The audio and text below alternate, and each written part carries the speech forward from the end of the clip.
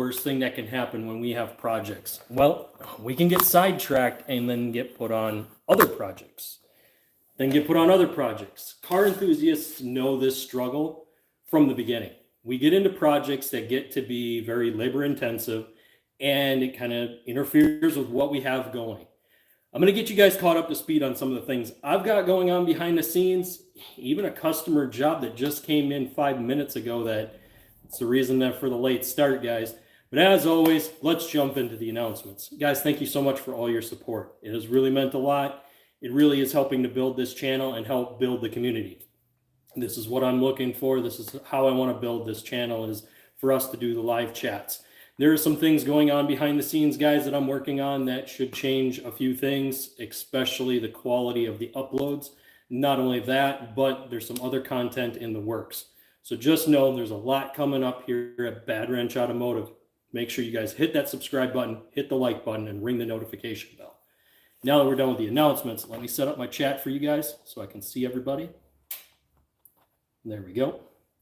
All right, so good to have you guys here on this Sunday. One little thing I want to bring you guys up to speed on is in the future, I'm going to be looking at doing Saturday uploads rather than Sundays. So Saturdays, I'm not sure if I'm going to do AM or PM. You guys let me know down in the chat which one you guys would like to see, and we'll go from there. But let's start talking about today's topic. Today's topic is out of control projects. How do you know when you're in too deep and you've got too many projects going on? As you guys seen from the thumbnail, or will see from the thumbnail, there was a lot of parts on my bench. Those parts all pertained to different vehicles. That is one way to tell that maybe your things are getting a little out of hand. Maybe you're doing a little too many projects and not able to keep pace with what's going on. Again, if my mods are here, guys, mods always chat in. Let me know that you guys are in. That way I know who's monitoring chats as I go. Let's talk about when you're doing work for other people. How can you keep that project from getting out of control? One way is make sure that you analyze the repair. Make sure you get all the parts that you need and all the tools. Not getting the right tools means you have to run to fetch tools, and that can take a lot of time. That can cut into very valuable, precious time that you need to be able to finish the project. Any project you leave unfinished has a snowball effect. It really does. This one, I'm hoping, will not have a snowball effect on me. I'm hoping this one goes nice and smooth and we don't got to worry about a whole lot of chaos with this project. So what's going on with this one? This one needs a steering gearbox. The gearbox is leaking massively. As it came into the shop here, it left quite a puddle. So that little puddle right there, which ain't so little, that was dropped in about a minute. This is just from this thing sitting here. So steering gearbox is toast. So what kind of things did I need to get in order to do this job? Well, I needed the Pitman arm puller because the Pitman is located on the gearbox. I will need to remove that Pitman and reuse that Pitman. Normally I don't do that, but that's what the customer gave me, so that's what I've got to use. Meaning that I'll have to pull the one that I have off, put it onto the new pump, and then put the new gearbox back up in. I'm hoping that the pump's not bad, and I'm hoping that lines are not bad. There's also a small seal on one of the lines, so if I don't get that seal correct, we're going to have some issues there. There is some Teflon tape that might be used on a return line, so that's one thing we've got.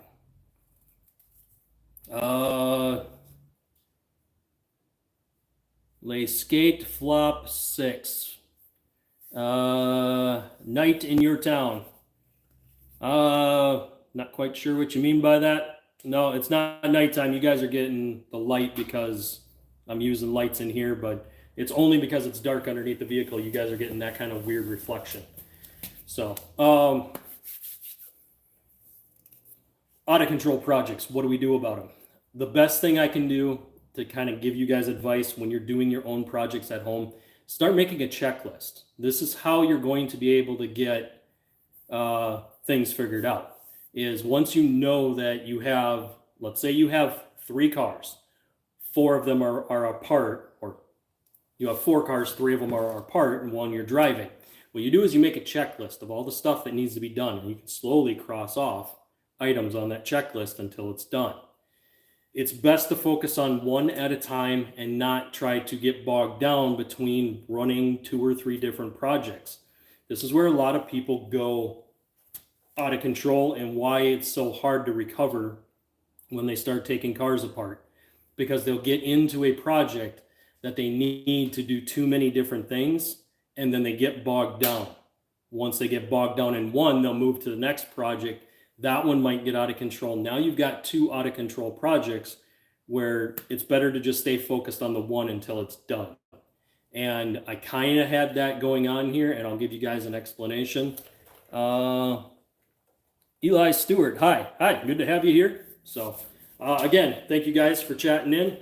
Any questions, anything you guys want to bring up, especially projects of your own that are out of control. We're going to take a deeper dive look at some of the other projects that I have on the bench currently, kind of things that might be coming up. I was going to do a spoiler video on Malibu Steel. That's going to be for next week. I do have some things going on in the works. It's very possible that I will be going to Saturday uploads. So guys, let me know which times work for you, morning or PM on Saturdays. That way I can kind of tailor that content around that time frame. That'll help me get those better organized for you guys. Eli, I have a project where I'm starting a business idea. It's about a design. You got anything that can help? So you have a business where you're doing like design work for people. I guess I'll need a little clarification on what you mean by design. So if you're doing like logo design, website design, that all plays into it. It's all part of like what you're trying to do. Logo. Okay. So if you're doing logo design and you're trying to do a business with it, the biggest thing is you're going to need to get your name out there. You're going to need business cards. You're going to need to be able to talk to people that are in the need for that kind of thing. So you're going to want to reach out to people who don't necessarily have a logo, but have a business. This is getting off topic of automotive, but I really do want to help you with this because I've owned other businesses and it really does kind of help establish that business in its profile with its logo. So if the logo doesn't jive with what they're doing, it doesn't make sense and it'll actually deter people from wanting to go there. So a lot of times the logo design has to be wrapped around what they're doing. So like, let's say they're making cupcakes. You would need to have some kind of cupcake in the logo or something like that, which I'm sure you already know. But to be able to grow your business, not only are you going to need the business name and you're going to need your tax identification numbers, but you're also going to need all the other things that go along with trying to get your name out there. So you'll need your own flyers, your own business cards, your own logos, all of that. That's really the key to growing any businesses. That's the footwork. That's the hard work that nobody wants to tell you that you have to do with a business. Everyone says just start a business. Well, yes, you can go online, you can get a tax ID number, you can register a business name, but it's getting the name out there that's the hard part. And as you are doing with logo design and helping other people, that's exactly what you run into, is trying to establish yourself from the competition and be able to create a niche in your market, focusing on what you're good at. So why do I do video creation? Not only have I gotten good at it over the years, because I've done it for almost 6 years now, I also do automotive work because I've worked on cars since I was 13 years old. So I took the 2 that I was able to do and I really focused it down and niched it down. And that's what you're going to try to do for your customers to help them out with their logo design, is kind of help them narrow down their focus on their business. So hopefully that helps. If you got any more questions that revolve around that, let me know. But I'm going to get back into the automotive now, guys. So out of control projects, what do they look like? They can look like everything from a torn apart dash to a motor in pieces in your garage. And some are easier to put back together than others. Some are extremely difficult. So when you're dealing with like interior plastic pieces that break, or things that aren't fitting together properly in an interior, you could be looking at a very tough and difficult situation to get it back together. On the Toyota, the Silver Swine, I started an LED dash project, and I was going to do a full-length video breaking down how to take apart every piece. And then I got to the center section of the dash, and I started noticing that things weren't working the way I want. So the project started snowballing on me. A few plastic pieces broke. I needed to get new different style LEDs that I didn't stock or carry. So now I'm having to wait for parts, and that'll get into the next topic here just shortly. Hold on. That's how that project started snowballing out of control. And how I'm going to get it back in track is I've already ordered the pieces, and I'm just waiting on stuff to come in. And as soon as it does, I'm going to be ready to rock and roll, and I'm going to start cracking away at what I need to do to be able to get this thing put back together. The other thing that happens is people lose screws, bolts, fixtures, whatever the case might be. Once they've lost those, they don't know what goes back in there. So sometimes they'll force the wrong bolt in, strip things out, and you'll need to remove those and put the proper stuff back in. That is always a challenge, especially dealing with dash pieces or anything like that, is you have those concerns where now I've started taking something apart. I don't know where this bolt went. I got this one laying around, and you already shove it in, so you mess up the threads, and now you got to retap it, get the proper bolt. So that'll slow down a project. The other thing that slows down projects is having to order parts. This is the next topic, guys. So what happens when you break something and now you have to order parts online because it's so much more affordable? Well, it stalls the project. And every time a project gets stalled, there's a high likeliness that it can get out of control, because you'll have one thing apart, then you'll decide, I'm going to go ahead and tear into something else. Well, when you do that, now you have two projects on one vehicle, or two vehicles with separate projects that you're working on. This snowballs, meaning that now with two apart, you've tied up your full garage and you've got nowhere else to go. And this really does make things problematic. The best thing to do is get the vehicles running and driving so that you can use them, then work on the small little details as you go. So for anyone doing something like this is a power steering leak.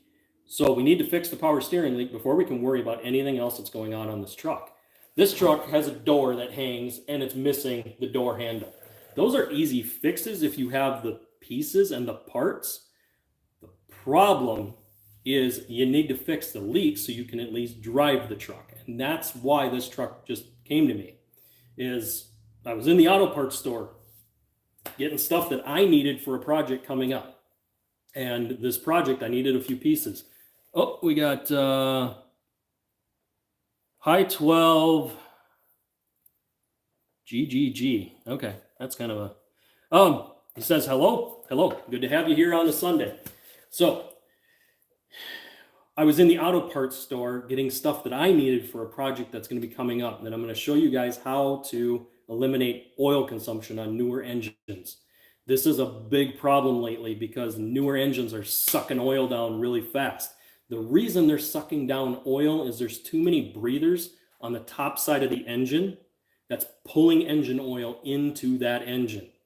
And I got a way to eliminate that, and I'm going to show you tricks to be able to pass emissions later on. But you will need to know how to reverse what you're going to do so you can go past those emissions. That being said, when I was in there, this guy was saying, does anybody know a mobile mechanic? Does anyone know anyone that could fix my truck today? I need it. I do garage doors. I got all my appointments booked for the next week, and I can't really afford to not have my truck, and it's leaking so bad, I can't drive it. As you guys saw, within just less than 30 seconds in this garage, it's left two large puddles. So he does have a really bad leak, and I'm kind of letting it cool down a bit before I really go sticking my hands in there. That's why I'm doing my video with you guys today. Otherwise, I might have had to postpone the video to do a customer job. Sometimes those things kind of happen. We don't like it, and we don't want to do that, but it happens. That being said, I said, okay, I can help you. Here's the deal. I need you to bring it to my garage. I need you to bring it to my shop. In my shop, I have all the tools I need, including all the pieces that I need to be able to remove everything. Because the worst thing is to try to do this job mobile. Because if you don't have a truck set up with all the tools you need, you could pull up on the job and go, I'm missing this, I'm missing that. I don't have this tool. It's back at the garage. I didn't grab it because I've done this before. I've done this many times. A friend calls me on the side of the road, vehicle's broke down.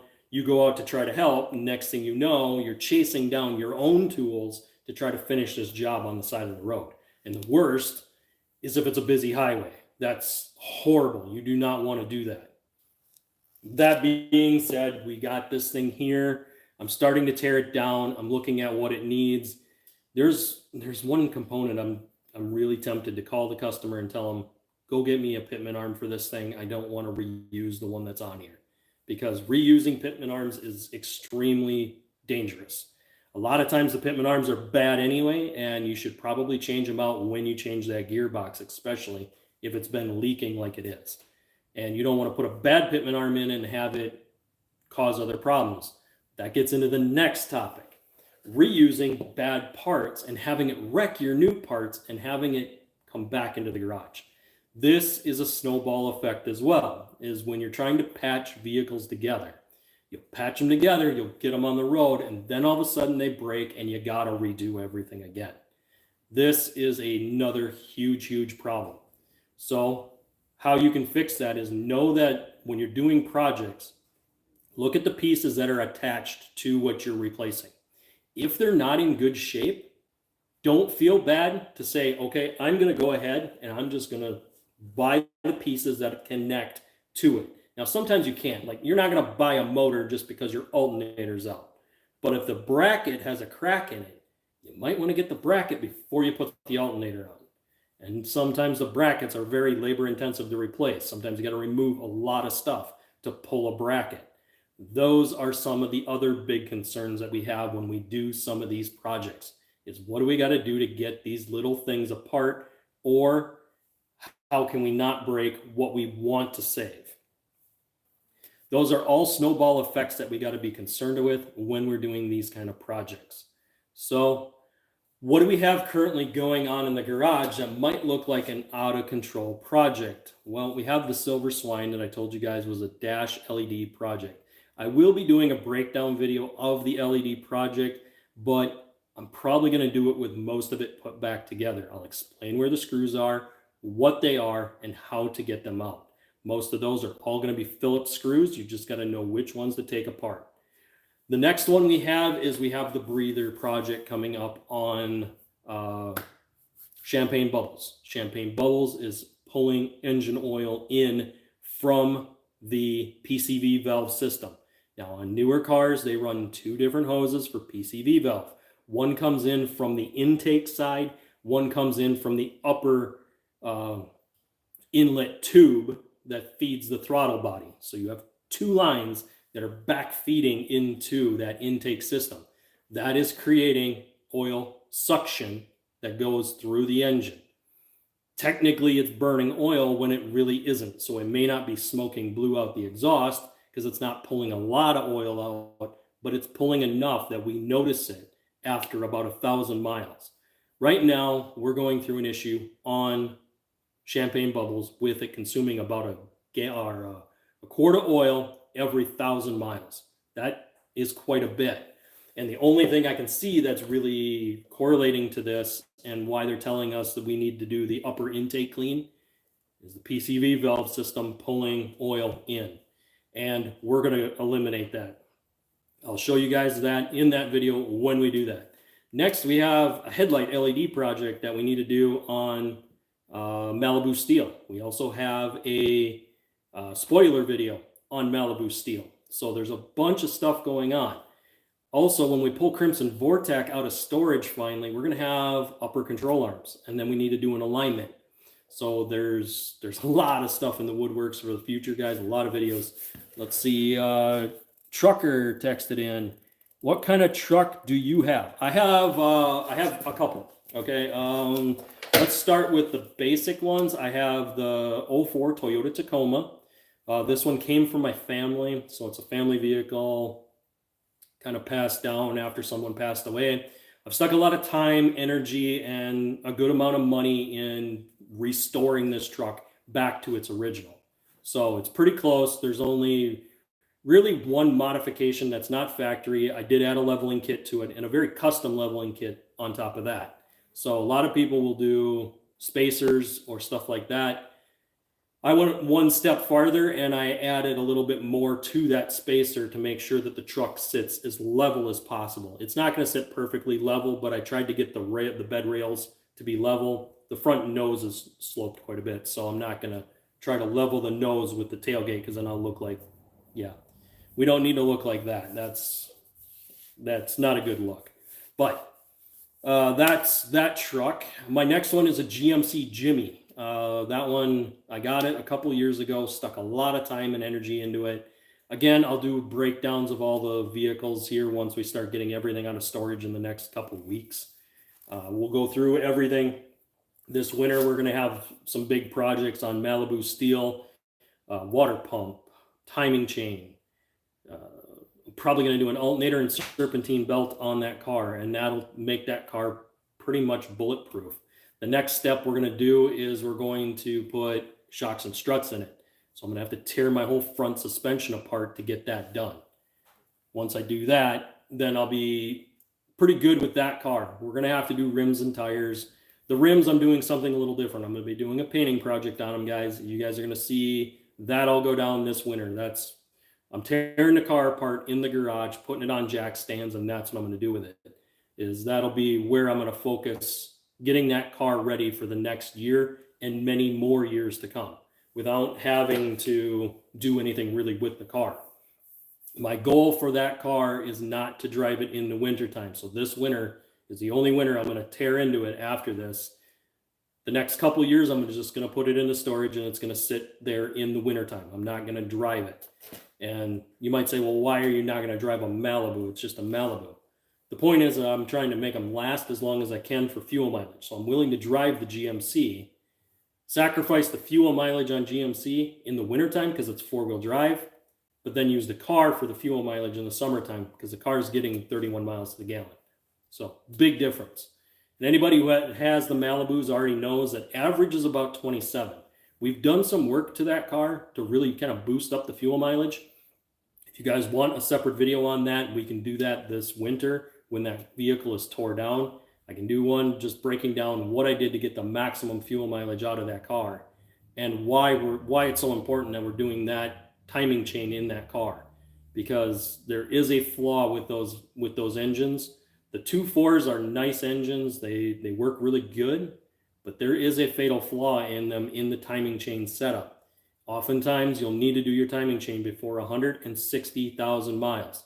So if you have one of those Malibus and you have 160 on it, you really should consider getting the timing chain replaced. When you do it, there is a recall though. That recall is for a large-headed bolt that has a torque fixture on it. That torque is what breaks that plug loose. On the back side of that plug, there's a bolt. That bolt holds the rail on. The upgrade gets rid of the bolt and uses a pin that goes through on that plug. That pin is what holds the guide, not the bolt on the inside.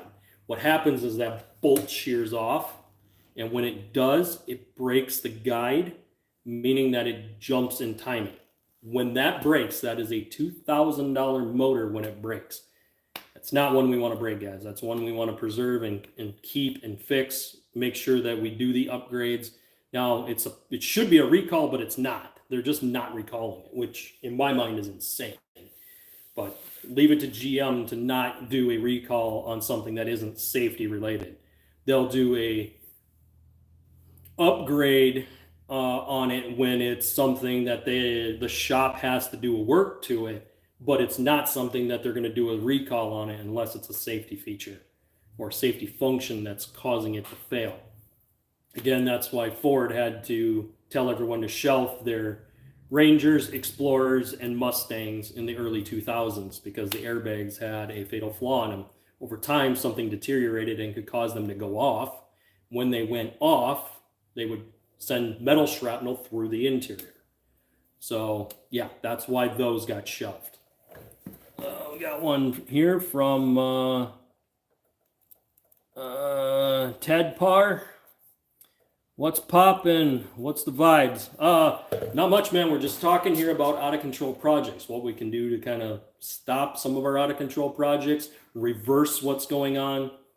That's really the main thing, is we don't want our projects to snowball on us. We don't want it to be, we got a car completely gutted in our garage and with no way of getting it back together. I know probably 3 of my friends right now that have cars that are just in pieces. And the fact that they're even going to get them back together, it's going to take them years, not days, it's years. And I look at it and go, you should have never dug into this project to this level. Finish one, move on to the next. Finish one, move on to the next. One of my friends has 5 cars apart. None of them are running. And it's like, how can you tear into one and then jump to the next? I'm finding myself on the edge of that right now, though. That's why I decided to make this video. So I find myself on the edge. The Toyota's tore apart to where I can't drive it. The dash is in pieces, and I don't want to break or lose any of the screws in that truck. I need everything to stay where it is. In order for me to do that, I'm having to drive other vehicles, which is fine because the Toyota's not my daily. The Malibu is my daily. Well, the Malibu, I had a caliper locking up. So I had to do a caliper project. Guys, more than likely that's going to be next week's videos. I'm going to talk about calipers and lines because that was a massive project. And I really do want you guys to be prepared for all the things you will have to do if you decide to replace a caliper. It is a big project, and it's good to have somebody there to help you with that project.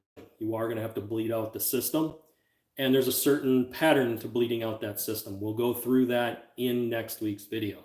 So that one's really, really important. And right now, Crimson Vortek is just sitting. I can't really dig it out of storage for the fuel mileage it's getting. And there's a few projects to do, but not much. We've done a lot to that one already. It's gone through a lot of LED upgrades. So really the only thing I got left is upper control arms, and I'm going to buy quality upper control arms this time, not the cheap ones. So last time I bought cheap ones, they only lasted me a couple of years. I guess that's the last takeaway here for an out of control project, guys, is make sure you buy quality parts. Don't skimp out on quality. The more you skimp on the quality, the worse it could be for you down the road, meaning that you could wind up having to tear back into a project and putting that vehicle down again, when if you would have spent the little bit more money up front, you could have eliminated the possibility of that happening. And that is the huge takeaway, is we do projects to fix them. We don't want to do projects to wind up breaking them later on and then having it come back and snowball on us. We don't want to do that. So our goals are to put quality parts in, do our repair properly, so we don't have to dig back into it. Those are the huge takeaways here with this video today. And I'll continue to monitor the chats, but we're going to take a look at some stuff on the bench here. Just some future projects coming up. And I do want to show you just how quickly working on vehicles can become a snowball effect. Because you'll start putting stuff on your bench, and next thing you know, you got 5 projects on your bench. And I'm pretty sure I got way more than that. But we're going to take a look at some of these projects that I got going here. So obviously right here, yeah, we can ignore that. So we have LEDs. These are what's going on with the Silver Swine right now. This dash bezel, I don't like the orange on it, so I was trying to remove just the orange on the back side. Unfortunately, I can't do that. These are painted, the white, the orange, and the black are all painted onto here, so I can't do that. Next, we move into what we did for Malibu steel. We did those calipers. Here are some washers that are left over, so that's not a big deal. This is what's coming up on Champagne Bubbles in the near future. We got tools out for the project that we got going over there. So that is what we've got. We've got some tools. I got garage projects that I got to do. Wrap to put on intake systems to kind of get colder air in the vehicle. Different LED lights, crazy amount of different LED lights. This has become a junk corner for LEDs. At some point I will have to clean those up. Next, I've got remotes that I need to program for Malibu steel. And that's just a sum of the projects that are going on that you guys are seeing and how things snowball. Now, does it mean that we can get these all done and get them done right? Yes. Does it mean that it snowballs the project and kind of stalls things out? Not always. Sometimes you'll wind up with projects on a bench that could be there for weeks on end. It's not a bad thing, and it doesn't necessarily mean failure of what you're doing, but it does pose the challenge of making sure you get those all done. And the more you stare at a project, the more it'll frustrate you to get it done. That's kind of one of the bigger takeaways here is if you find yourself tucking it off in a corner and not ever looking at it, that's when it'll get ignored. And as the longer it gets ignored, the more things start coming up missing, like little screws or bolts or other things that you need to put it back together.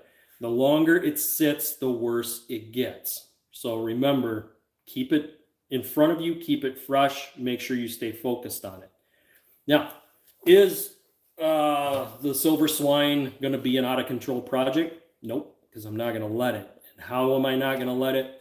Pretty simple. I'm going to get after it as soon as those parts come in. I need to replace that bezel because I tried scratching the back off on it just to get rid of the orange and it didn't work. So I'm going to pull that all back apart. I've got LEDs coming for the heater control. Once I get the LEDs in, I can put that all back together, put my heater controls back in the truck. Once my heater controls are put back in it, then I can start putting my bezel back on. Once I get the bezel put back on and all the rest of the center console pieces put in, that project will be done. And I'm doing it in a way that I don't lose the bolts. Organizing your bolts is key when you're doing a big, messy project like that. When you have multiple pieces that you're taking apart, keep your bolts organized. Either put them in a bolt tray where you can organize each spot where they go so you remember, okay, these are the bolts for the dash. These are the bolts for the speedometer. These are the bolts for the heater controls. These are for the bezels. If you remember and organize them in a good way, putting it back together goes so much faster. When you have to hunt around and try to find ones that you're missing or that you've lost, that kills a project, slows it down the time, and causes you to not get it done. If you guys got anything, chat it in. I think we're getting close to wrapping up here.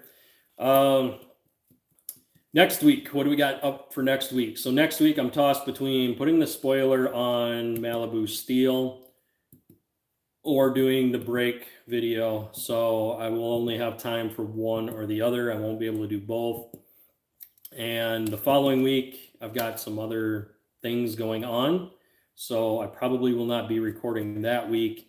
And then we're looking at one more week yet on Sundays before I switch over to Saturday uploads. At that point, I'm going to be doing every Saturday, and I'm not sure if it's going to be AM or PM. Guys, leave that down in the chat below so I know kind of what times work best for everybody.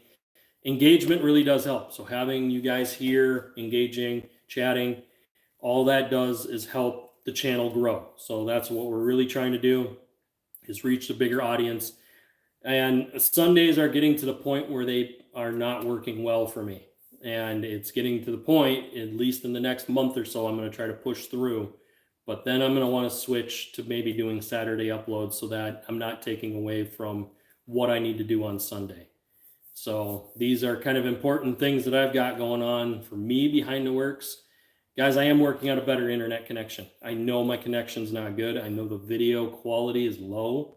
And I've already ordered some cables. I actually ordered a Cat 8 cable that's going to allow me to have better signal out in my garage. And I'm really hoping that piece will help me do better videos for you guys. I noticed that when I tried to do clips, the clips were really grainy. And when that happened, I was like, okay, we got to figure this out because the video quality is not good. And I know that's hurting views. So we're on it. We're after it. Me and the team behind the scenes are working on things. It's not a big team, but it is a team. And I do value their opinions on what we've got going. So that was one topic brought up, was running a separate router in the garage area that allows me to do my recording out here. And yeah, we can't bury a cable yet, so we're going to try to do something a little bit different. Hopefully it works. I don't know how it'll work through the wintertime, but we'll figure that out as we go. So last chance for any chats, guys, before we're going to go ahead and wrap today's video up. It's been a good chat. I brought up a lot of good topics for you guys to go back and check out later on. Again, make sure that when you do a project, organize your stuff. Put it together in a way that makes sense to you. Don't just scatter things all over the place. That's how projects get out of control. Next, don't tear into more than one vehicle at a time. I know it's tempting. I know you think, well, I need to fix this vehicle so I can go to work.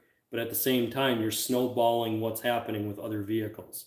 It's better to stay focused and get that one done. Now, sometimes it might be a toy. Toys, we don't worry about as much. If it's a toy, it's okay. You'll tear it apart. Just don't lose anything. Make sure you organize everything. That is the key of getting it put back together. Because sometimes, you might run short on money on a project, so you'll have to stall it for a bit. Money can stall a project. Having to order parts can stall a project. And losing stuff can stall a project. Those are three huge factors that go against anyone that's an automotive enthusiast. In order to alleviate those, we try our best to keep things as organized as possible. When I'm doing this, I'm going to try to organize all my bolts and make sure I put everything back together the way it should be so that I don't have any problems, because if I can keep it all organized, it makes things go so much faster. And now that I know where things are, putting it back together goes quicker because I have my stuff organized. And that's what we try to do, is we try to keep it all organized so that when we're going back together, it'll actually go back together faster than when it came apart. Plastic pieces and dashes are a prime example of that. It'll always go together faster than it came apart because you're always being way more careful not to break those plastic pieces. Because if you break them, you got to buy new ones. And sometimes some of these pieces are obsoleted, meaning that you can't get them. And you got to either get used or you got to find stuff that sometimes you got to go searching through junkyards in order to find everything you need. And that's a huge issue, huge frustration. On the news front, guys, things have been really quiet. So there hasn't been a whole lot going on. Latest talk was Elon kind of supporting Donald Trump's administration and his push for presidency. Do I see things that could be good? Yes. Do I see things that concern me? I do, especially with someone that's that heavy in EV, having that much say in pulling the government. You guys all know how I feel about EVs. I have not hid it from you at all, and I never will. And it's, like I said, great if you live in a huge city and you're just using your vehicle to commute back and forth to work and you need it because you don't want to pay gas. Not good if you don't. Okay, horrible if you have to work on them, number one. Cost is way too high. Parts are very expensive, and oftentimes you can't because you got to take it to a dealer. That adds more cost. Number two, the warranties aren't good enough to hold up to batteries. Batteries will fail, and obviously they've designed it that the battery will hold until the warranty's up, and then you're eating that cost of a $27 to $20. Last time I checked, it was $27 to almost $32,000 to replace the battery in an EV.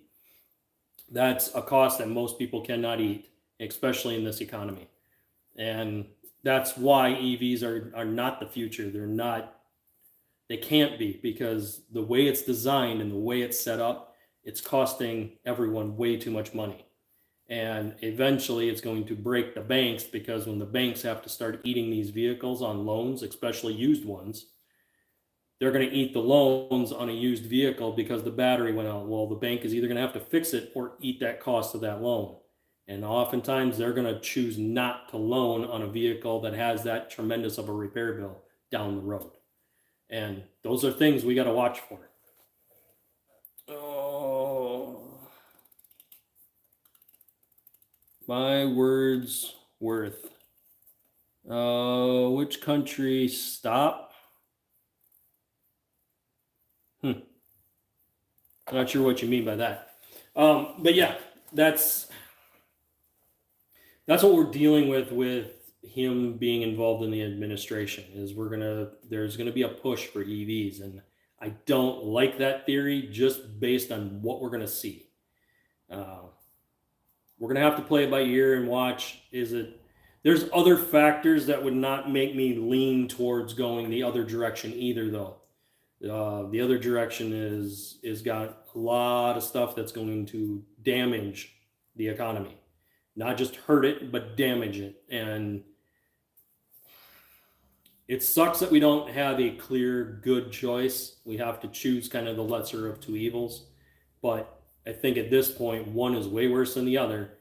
And it's going to be a matter of dealing with whatever happens if that side goes in. Now, I think it's way less damaging for one side than the other. That's all I'm going to say. I'm not going to push my views. This is an automotive channel, not a political.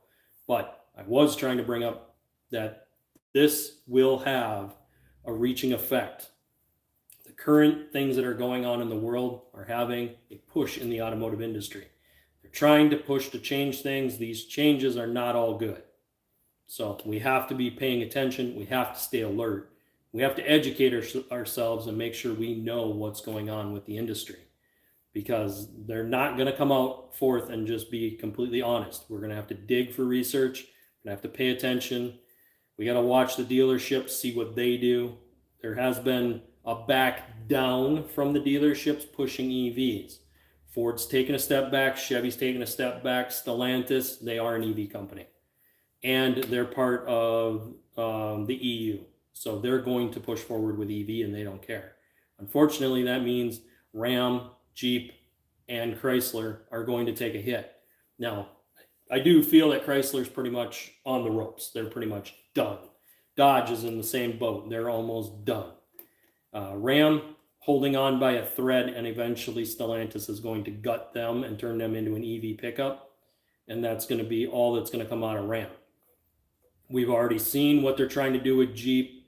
Jeep's got some bigger issues coming up that a lot of people aren't talking about either. The new EV Wagoneer it's not an off-road vehicle, and if the first time somebody tries to take it off-road, they're going to damage that battery, and then they're going to be eating a huge bill, and there ain't going to be no help or relief for that. Warranties and insurance do not cover off-road damage. Never have, never will. So that being said, guys, thank you. I know this has been a shorter topic this week, but we do have a lot more coming up in the works. Make sure you guys hit that subscribe button, hit the like button, and ring that notification bell so you guys get notified when I go live. Again, this has been a good one. Thank you guys, and I'll see you guys on the next one.